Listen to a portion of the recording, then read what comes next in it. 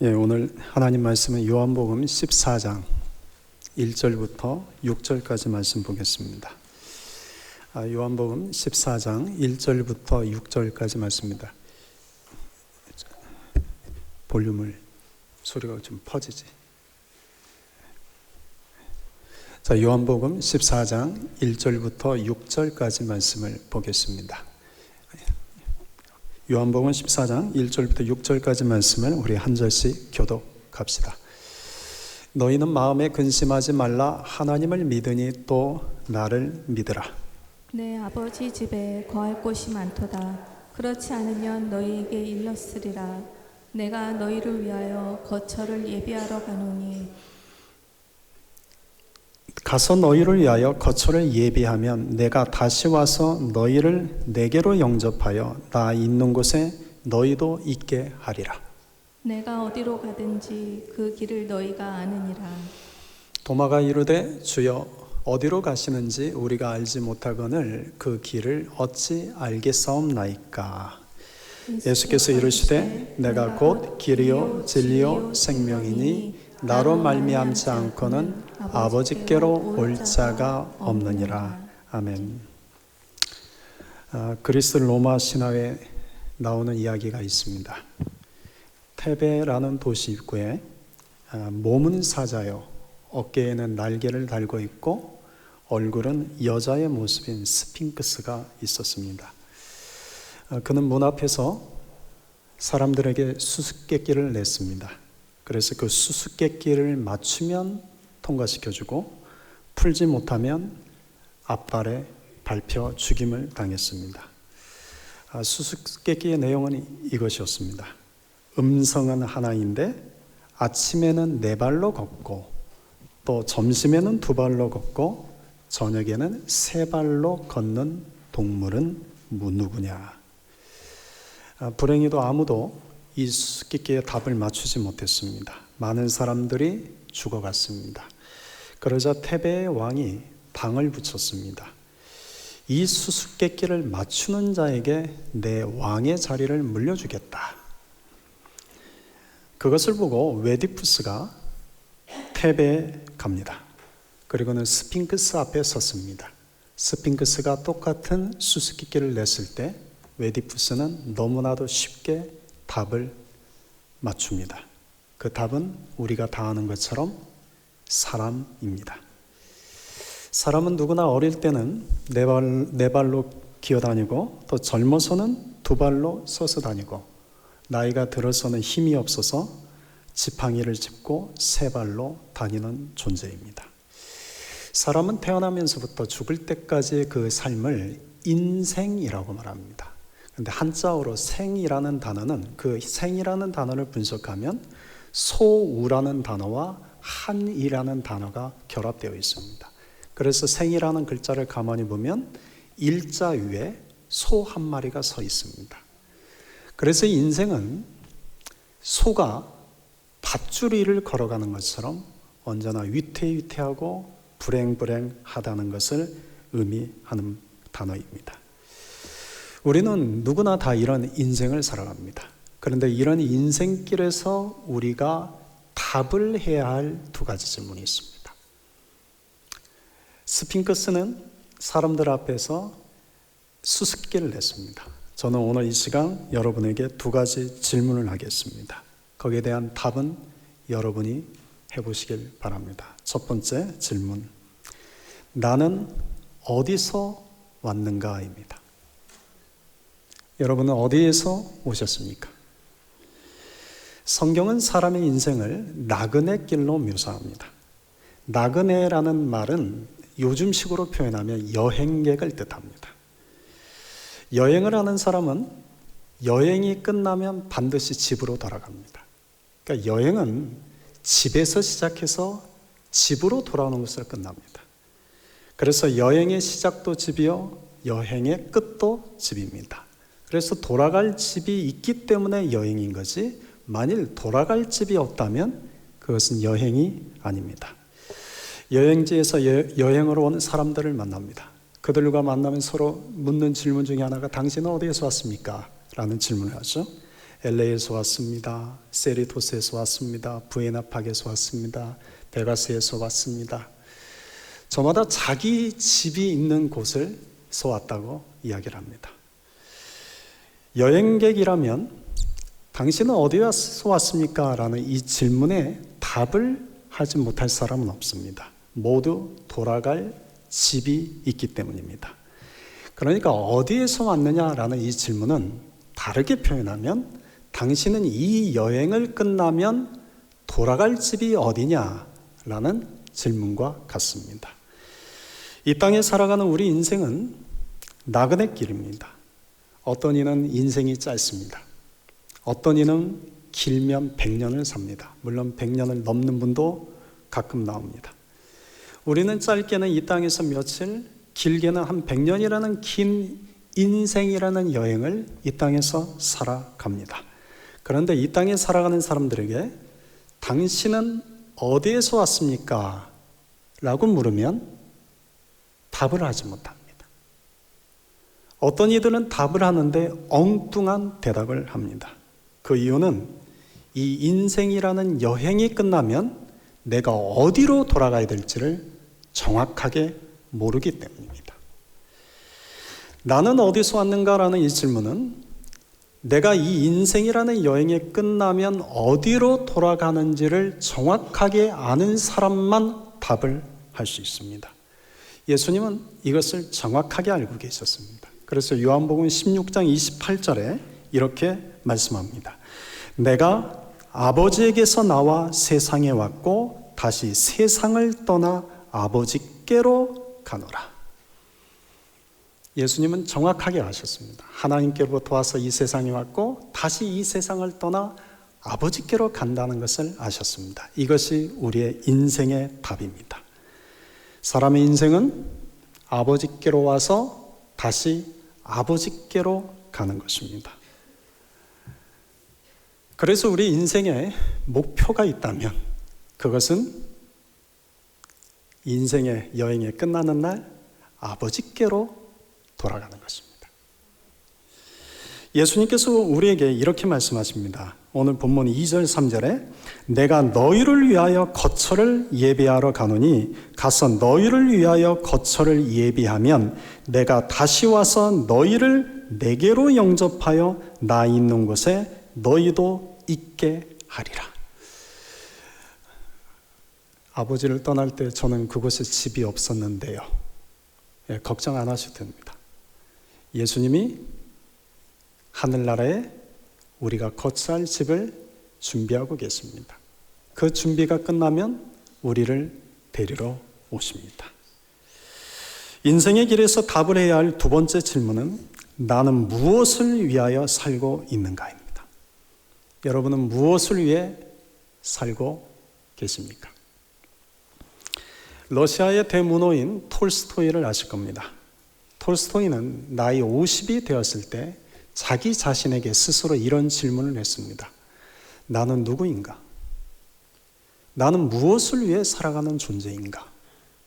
그리고는 이 질문에 대한 답을 얻기 위해서 당대 최고의 지성인들을 만나러 다니기 시작했습니다. 철학자들을 만나러 다녔고 과학자들을 만나러 다녔습니다. 이름 있는 주교들을 만나러 다녔습니다.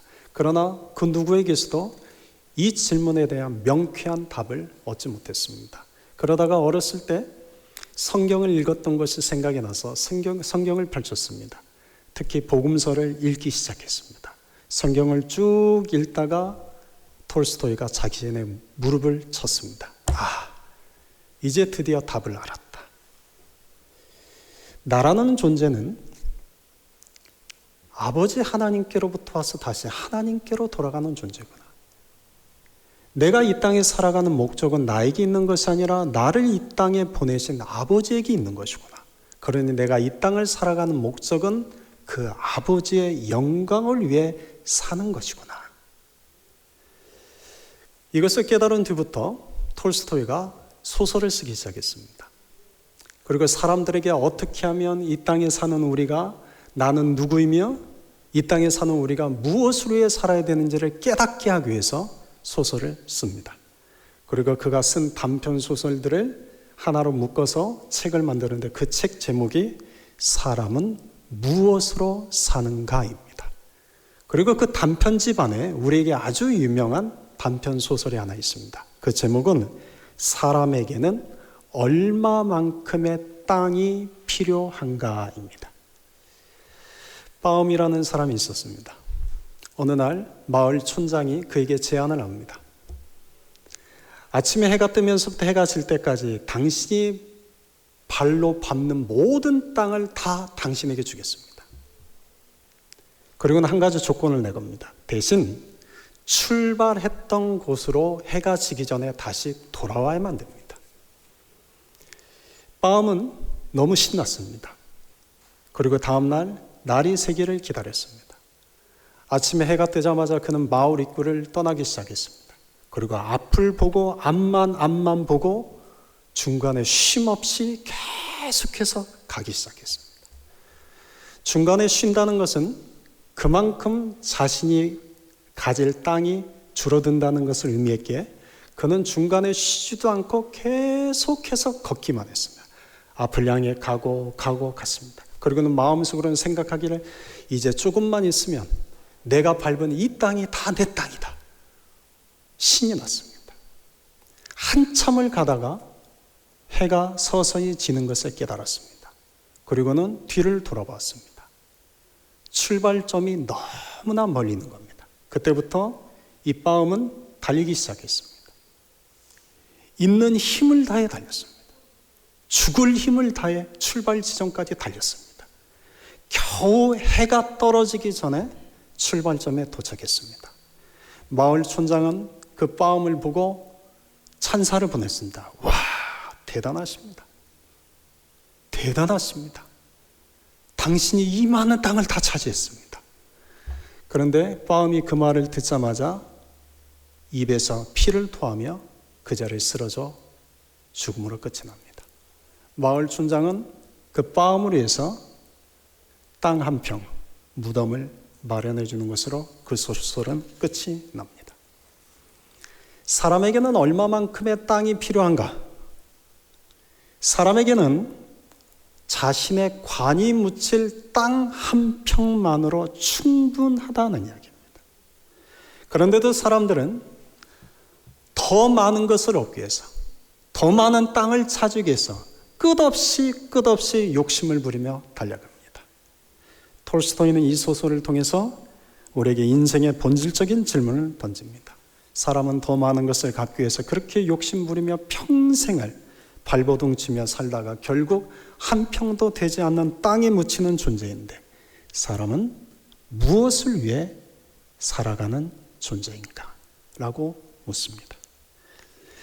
이에 대해서 성경은 우리에게 명확하게 말씀합니다. 고린도전서 10장 31절에 너희가 먹든지 마시든지 무엇을 하든지 다 하나님의 영광을 위하여 하라. 우리는 하나님께로 와서 다시 하나님께로 돌아가는 존재입니다. 우리를 이 땅에 보내신 분은 하나님이십니다. 그런 우리에게 인생의 목적을 허락하신 분도 하나님이십니다. 그것은 하나님의 영광을 위하여 살아가는 것입니다. 나는 어디에서 왔는가? 나는 무엇을 위해 살아야 하는가? 여러분은 이 질문에 대해서 이젠 답을 하실 수 있겠습니까?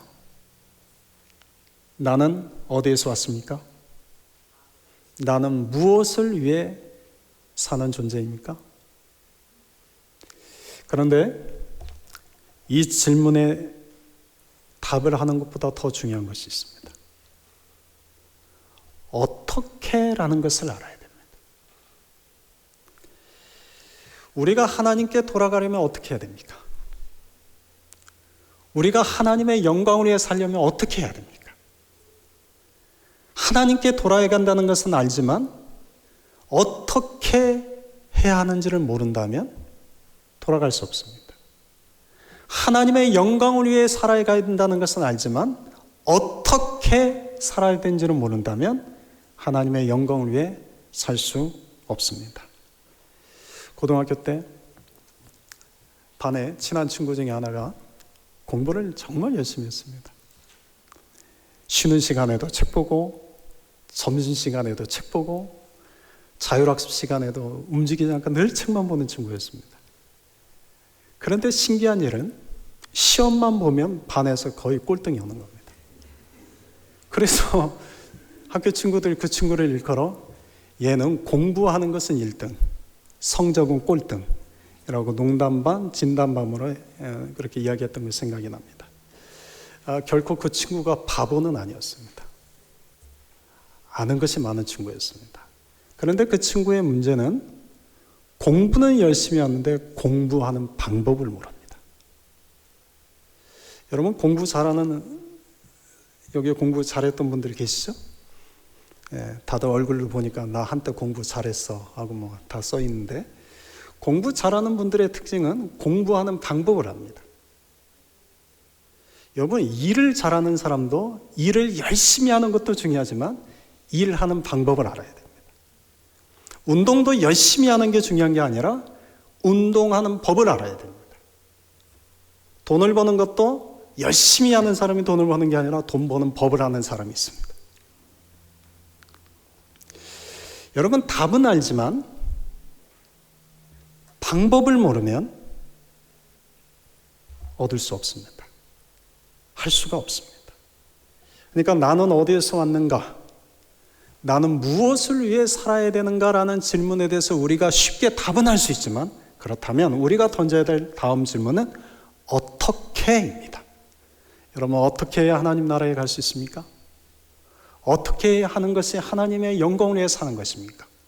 오늘은 바로 그 질문에 대한 답을 주는 말씀입니다. 4절입니다. 우리 같이 읽을까요? 내가 어디로 가는지 그 길을 너희가 아느니라. 예수님은 지금 어디로 가시는 겁니까? 지금 예수님이 가려고 하시는 그 길은 어디입니까? 예수님이 가시려는 곳은 십자가요. 예수님이 가시려는 그 길은 십자가입니다. 그러니까 여기서 어디로라는 단어와 그 길이라는 단어는 같은 의미입니다. 예수님이 지금 십자가의 길을 가시려는 겁니다. 이 십자가의 길은 예수님께서 자기를 죽여 우리를 살리시는 곳입니다. 그래서 이 십자가의 길은 예수님에게는 자기를 죽이러 가는 죽음의 길이지만, 십자가의 길은 우리에게는 우리를 살게 하는 구원의 길이요 생명의 길입니다. 그런데 예수님께서 제자들에게 지금 말씀하십니다. 내가 어디로 가는지 너희가 안다. 너희는 안다라는 이 말이 헬라어 원어를 보면 시제가 과거 완료형입니다. 그러니까 이 말은 내가 어디로 가는지 그 길을 너희가 이미 알고 있다라고 말합니다. 그런데 실은 모릅니다, 제자들이. 문제는 이겁니다. 여러분도 가끔 이런 적 있지 않습니까? 학창시절에 시험을 보고 나면 나중에 나와서 그 내 아는 건데 틀렸다고. 내가 그 아는 건데 틀렸다고. 그러지 않습니까? 여러분, 아는데 틀렸다고 말하는 것은 그 사람의 실력이 그거죠. 그죠? 사실은 알기 때문에 실수하면 안 되는 거죠. 이게 제대로 모르는 거죠. 예수님께서 제자들에게도 이미 이전에 십자가의 길에 대해서 여러 번 말씀하셨습니다. 그런데 제자들은 어설피 그것을 아는 것 같은데 지금 모릅니다. 정확하게 모릅니다. 지금 예수님이 말씀하시는 게 뭔지. 여러분, 성경이 뭐라고 말씀해 주시기, 성경이 무엇입니까? 여러분, 뭐라고 대답할 수 있겠습니까? 여러분, 기도는 무엇입니까? 뭐라고 대답하시겠습니까? 여러분, 복음은 무엇입니까? 뭐라고 대답하시겠습니까? 여러분, 하나님은 어떤 분이십니까? 뭐라고 대답하십니까? 다들 뭔가 답을 알고 있는 것 같은데 그걸 막상 말하라고 하면 잘 못합니다. 사실은 제대로 아는 것이 아니죠. 아는 것 같은데 알지 못합니다. 그런데 오늘 본문 5절에 보면 도마가 예수님께 이렇게 질문합니다. 같이 물을까요? 주여, 주께서 어디로 가시는지 우리가 알지 못하거늘 그 길을 어찌 알겠사옵나이까. 사람들은 도마에게 의심 많은 제자라는 별명을 붙여 부르지만 사실은 도마는 의심 많은 자가 아니라 굉장히 솔직한 사람입니다. 보통의 사람들은 몰라도 아는 척 하지 않습니까? 믿어지지 않는데도 믿는 척 합니다. 기도하지 않는데도 기도하는 척 하고 말씀을 보지 않으면서도 보는 척 하는 거죠. 사람은 되게 척합니다. 그런데 도마는 굉장히 솔직한 사람입니다. 모르면 모른다고 말하고 믿어지지 않으면 예수님 나 그 믿어지지 않습니다라고 말하는 사람입니다. 여러분, 주님 앞에서는 솔직하셔도 됩니다. 주님 앞에서는 솔직해야 됩니다. 모르면 모른다, 믿어지지 않으면 믿어지지 않는다, 내가 도저히 그것은 하지 못하고 산다면 나는 그거 하지 못하고 있다라고 솔직하게 말하시면 됩니다. 그런데 주님은 솔직하게 말하는 사람에게 모르면 알게 해주시고 믿어지지 않는 자에게는 믿게 하시고 삶의 어려움과 힘든 일 속에서 어떻게 해야 될지 알지 못하는 사람에게는 위로와 격려를 주시고 때로는 힘과 능력을 주십니다. 도마는 솔직했습니다. 주여, 주께서 어디로 가시는지 우리가 알지 못하거든 그 길을 어찌 알겠사옵나이까. 저는 이 5절에 다른 11 제자들, 이때 유다는 없죠. 다른 10 제자들의 모습이 저는 상상이 됩니다. 도마가 이런 말할 때 다른 10 제자들은 야, 그것도 모르냐? 나는 그거 알고 있는데. 근데 사실은 자기도 모르면서 예수님께서 그 도마의 질문을 받고 이렇게 답을 하십니다. 자, 6절 우리 같이 읽겠습니다. 내가 곧 길이요 진리요 생명이니 나로 말미암지 않고는 아버지께로 올 자가 없느니라. 도마의 솔직한 질문 때문에 오늘 우리가 기독교 역사에서 가장 중요한 성경 구절 중에 하나라고 일컫는 요한복음 14장 6절의 말씀이 예수님의 대답으로 우리에게 주어졌습니다. 내가 곧 길이요 진리요 생명이니 나로 말미암지 않고는 아버지께로 올 자가 없느니라. 여러분, 4절, 5절, 6절에서 3번 반복하고 있는 단어는 길이라는 단어입니다. 근데 이 길은 헬라어 원어로 보면 호도스라는 단어입니다. 이걸 외우기 쉬운 단어는 호도가자 생각하면 됩니다. 호도스입니다. 이 호도스는 성경에 3가지를 의미하는데 하나는 사람이 걸어가는 길을 의미합니다. 또 하나는 사람이 살아가는 삶의 방식을 의미합니다. 예컨대 고린도전서 4장 17절에 보면 그가 너희로 하여금 그리스도 예수 안에서 나의 행사 곧 내가 각처 각 교회에서 가르치는 것을 생각나게 하리라. 여기에서 나의 행사, 나의 생활 방식, 이것이 곧 호도스입니다. 그러니까 호도스는 우리가 살아가는 삶의 방식입니다. 또 3번째, 이 호도스의 뜻은 말씀 또는 복음이라는 뜻입니다. 한국말로는 이걸 도라고 합니다. 도. 영어로는 다 똑같이 way라고 되어 있지만 한국말은 이걸 도라고 합니다. 예를 들면 사도행전에서는 이 호도스라는 단어를 다 도라고 번역을 합니다. 거의 모든 단어를 사도행전에서는 도라고 가르칩니다. 예를 들면 사도행전 18장 25절 26절을 보면 아볼론을 향해 이렇게 말씀합니다. 그가 일찍이 주의 도를 배워 열심히 예수에 관한 것을 자세히 말하며 가르치나 브리길라와 아굴라가 듣고 데려다가 하나님의 도를 더 정확하게 풀어 이르더라. 여기에 주의 도, 하나님의 도는 앞에 주의 도는 주의 말씀, 뒤에 하나님의 도는 하나님의 복음이라는 뜻을 갖고 있습니다. 근데 이 도가 헬라어로는 다 호도스입니다. 그러니까 호도스라는 단어는 길로도 번역을 할 수 있고 그 의미상 삶의 방식 또는 복음, 말씀이라고 번역이 됩니다. 그런데 오늘 본문에 예수님께서 너무나 놀라운 말씀을 하십니다.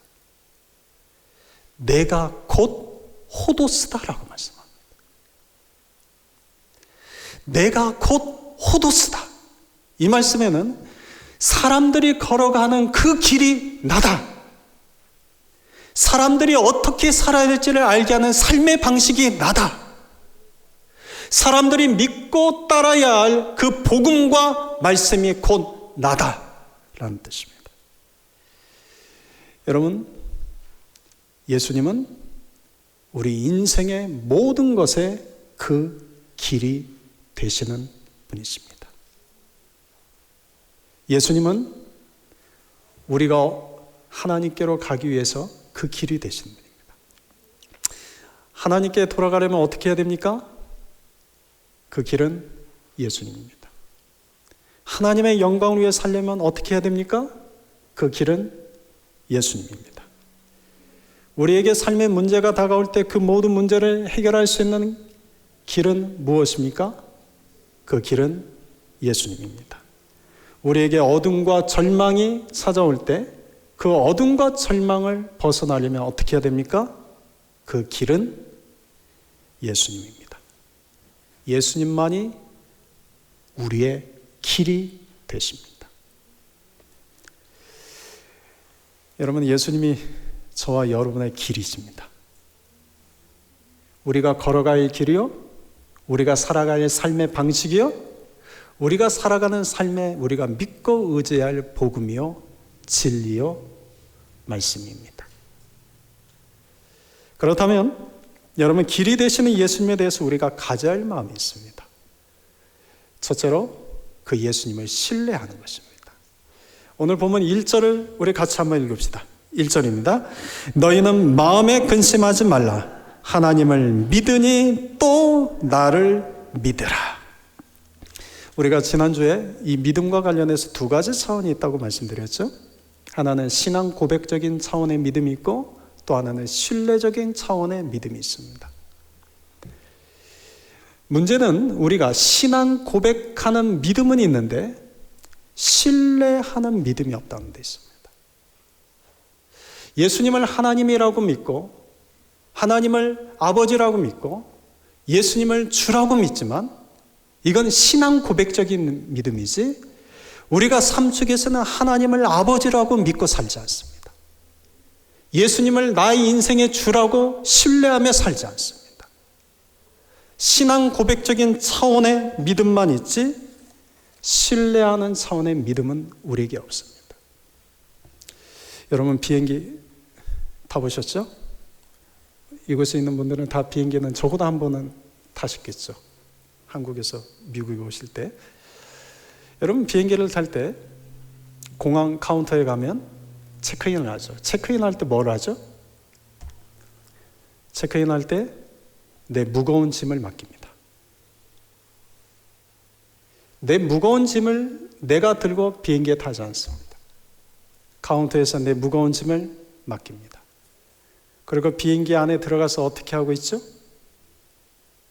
가만히 편안하게 앉아 있으면 됩니다. 이 비행기가 목적지에 이를 때까지 굳이 서 있지 않아도 됩니다. 이 비행기가 목적지에 도착할 때까지 무릎 꿇고 있지 않아도 됩니다. 이 비행기가 목적지에 이를 때까지 비행기 안에서 열심히 청소하거나 수고하지 않아도 됩니다. 그냥 편안하게 앉아 있으면 됩니다. 이 비행기가 목적지까지 제대로 나를 데려다 줄 수 있을까? 여러분, 걱정하지 않아도 됩니다. 이 비행기가 가다가 나를 중간에 나만 떨어뜨리지는 않을까? 염려하지 않아도 됩니다. 시간이 되면 이 비행기는 나의 무거운 짐과 나를 목적지까지 안전하게 데려다 줍니다. 여러분, 우리가 공항 카운터에서 내 무거운 짐을 맡기는 이유가 뭡니까? 우리가 비행기 안에 타서 목적지에 도착할 때까지 편안히 앉을 수 있는 이유가 무엇입니까? 그것은 신뢰하기 때문입니다. 신뢰하기 때문입니다. 이처럼 우리도 예수님을 신뢰해야 합니다. 비행기에 탄 자를 안전하게 비행기가 목적지까지 데려주는 것처럼 우리의 길이 되시는 그 예수님 안에 우리가 있을 때 예수님은 우리를 하늘나라의 그 목적지까지 우리를 안전하게 우리를 이끌어 가십니다. 그래서 예수님께서 이렇게 말씀합니다. 마태복음 11장 28절에 수고하고 무거운 짐진 자들아 다 내게로 오라. 내가 너희를 쉬게 하리라. 저는 이 말씀을 공항 카운터에서 무거운 짐 맡기라는 얘기구나. 맡기시면 됩니다. 베드로전서 5장 7절에서도 말씀합니다. 너희 염려를 다 주께 맡겨라. 이는 그가 너희를 돌보십니다. 비행기 안에 탔으면 염려하지 마라. 비행기에 탔으면 걱정하지 마라. 시간이 되면 비행기가 우리를 목적지까지 안전하게 데려다 주는 것처럼 시간이 되면, 때가 되면 예수님이 우리가 가야 할 하늘나라까지 안전하게 우리를 이끌어 가실 것입니다. 그러므로 사랑하는 성도 여러분, 내 모든 무거운 짐을 주님께 맡기십시오. 모든 염려, 근심, 걱정 주님께 맡기십시오. 그냥 그 길 위에 계신 예수님 안에 거하기만 하면 됩니다. 그 예수님이 우리를 이끌어 가십니다. 그 예수님이 우리에게 힘을 주시고 지혜를 주시고 능력을 주시고 그 예수님이 우리의 모든 인생의 어두운 길을 밝히시는 빛이 되십니다. 여러분, 비행기는 가끔 사고도 일어납니다. 비행기는 가끔 내 짐을 다른 공항에 내려놓기도 합니다. 비행기는 가끔 연착되기도 하고 지연되기도 합니다. 그러나 예수님은 실수가 없습니다. 그러니 여러분, 비행기를 탈 때 여러분의 짐을 맡기고 타고 비행기 안에서는 편하게 앉아서 목적지에 도착할 때까지 가는 것처럼 여러분은 우리가 인생에 비행기보다 더 안전하고 비행기보다 더 신뢰할 수 있는 예수님 안에 거하는 자가 되십시오. 그리고 그 예수님을 신뢰하며 사는 자가 되십시오. 둘째로 예수님을 드러내려는 마음입니다. 성경에 보면 예수님께서 율법 교사들과 바리새인들을 향해서 이렇게 책망하시는 내용이 나오는데 그 중에서 하나가 누가복음 11장 52절을 보면 이렇게 책망을 하십니다. 11장 52절을 제가 읽겠습니다. 화 있을진저 너희 율법 교사여 너희가 지식의 열쇠를 가져가서 너희도 들어가지 않고 또 들어가고자 하는 자도 막았느니라. 이 율법 교사들은 율법을 연구하고 율법을 해석하고 율법을 가르치는 자들입니다. 그런데 예수님이 그들을 향하여 책망하시기를 너희는 그걸 가지고도 하나님 나라에도 들어가지 못하고 다른 사람조차 하나님 나라에 들어가지 못하게 한다라고 책망하십니다. 여러분, 그 이유는 바로 이 때문입니다. 율법 교사들은 성경을 연구했지만 그 성경이 가리키는 분이 예수님이시라는 것을 알지 못했습니다. 그들은 율법은 가르쳤지만 그 율법 속에서 우리가 믿고 의지하고 우리의 길과 진리와 생명으로 삼아야 될 분이 예수님이라는 것을 그들은 몰랐습니다. 그래서 그들은 예수님을 드러내는 자가 아니라 예수님을 죽이는 자로 살았습니다. 여러분, 하나님 나라는 오직 예수님을 통해서 들어갑니다. 예수님만이 우리가 걸어갈 인생의 길이십니다. 예수님만이 우리가 어떻게 살아야 되는지를 알게 하는 삶의 생활 방식을 알려주시는 분입니다. 예수님만이 우리가 이 땅에서 하나님의 영광을 위하여 살아가야 될지를 알게 하시는 진리요 복음이 있습니다. 예수님은 우리 인생의 모든 것에 답이 되시는 분입니다. 그러므로 우리 인생에서 드러나게 해야 할 분이 있다면 그것은 예수님밖에 없습니다. 율법 교사들이 성경은 많이 알았지만 성경을 가르쳤지만 그들은 예수님을 드러내지 않았습니다. 그래서 자신도 천국에 가지 못하고 다른 사람도 천국에 가지 못하게 막았습니다. 여러분은 우리가 성경을 많이 하는 것도 중요하고 우리가 은사를 받는 것도 중요하고 우리가 교회를 섬기는 것도 중요하지만 그 모든 것을 통해서 드러나게 해야 할 분은 예수님밖에 없습니다. 예수님만이 우리의 길이요 진리요 생명 되시는 분이기 때문입니다. 저는 보수적인 신앙인입니다. 다른 표현을 하면 저는 복음주의자입니다. 저는 성경과 진리에 있어서만큼은 저는 보수적입니다. 저는 성경을 하나님의 말씀이라고 믿습니다. 저는 성경을 사람이 지은 책이라고 생각하지 않습니다. 저는 성경 한 절 한 절에 하나님이 오늘 우리에게 주신 그분의 말씀이라고 믿기 때문에 저는 성경을 처음부터 끝까지 한 절 한 절 그 의미를 파악하며 저는 그 말씀 묵상하고 여러분에게 나눕니다. 저는 성경은 하나님의 말씀이라고 믿습니다. 또한 저는 우리에게 구원을 주시는 분은 예수님밖에 없다고 믿습니다. 예수님 외에 다른 진리는 없습니다. 예수님 외에 다른 길은 없습니다. 저는 이 부분에 있어서는 보수적입니다. 저는 성경을 사랑하고 교회를 사랑하고 교회 전통을 사랑합니다. 저는 복음을 사랑하고 예수를 사랑합니다. 하나님을 사랑합니다. 요즘 한국을 보면 너무나 마음이 아픈 일들이 있습니다. 그 이유는 예수가 보이지 않기 때문입니다. 나와 생각이 다르거나 나와 정치적 성향과 이념이 다르면 악마화해서 미움과 증오, 분노와 살의 선동과 욕설이 난무합니다. 광장이 깃발은 나부끼고 주여라는 외침은 크게 울려 퍼지는데 그곳에는 예수가 보이지 않습니다. 예수님의 사랑이 없습니다. 예수님의 정신이 없습니다. 예수님의 영혼의 숨결이 느껴지지 않습니다. 많은 젊은이들이 교회를 떠나갑니다. 또 교회를 다녔던 많은 분들이 교회를 안 다닙니다. 그들을 우리는 가나안 교인이라고 부르죠. 안 나가 교인이라는 뜻이죠. 여러분, 그 이유가 뭐겠습니까? 우리가 하는 모든 것의 목적은 예수님이 드러난 것이 되어야 됩니다. 우리가 행하는 모든 일의 목적은 예수님을 드러내는 것이 되어야 됩니다. 예수님의 사랑, 예수님의 화평, 예수님의 정신, 예수님의 말씀, 예수님이 살아갔던 그분의 삶의 방식이 우리 안에 드러나는 것이 우리의 목적이 되어야 됩니다. 그런데 이것을 잊어버리면 우리가 아무리 주여 주여 한다 할지라도, 우리가 아무리 하나님께로 가는 법을 알고, 우리가 아무리 하나님의 영광 위에 살아야 된다는 것을 알면서도 불구하고 우리에게는 예수님이 보이지 않습니다.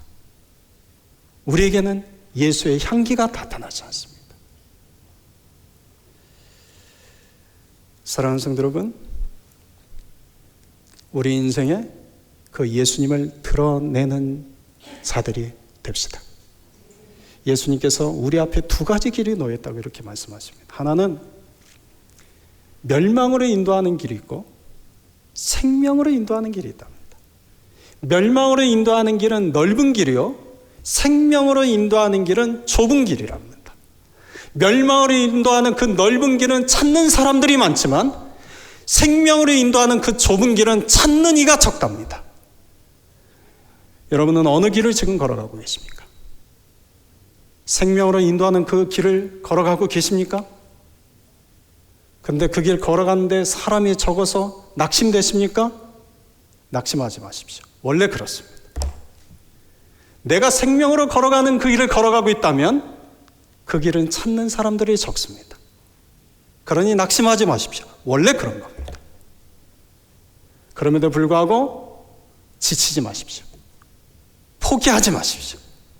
끝까지 생명으로 인도하는 그 길을, 그 길 대신 예수님을 붙잡고 저와 여러분이 그 길을 걸어가는 자들이 됩시다. 그렇게 합시다. 아멘.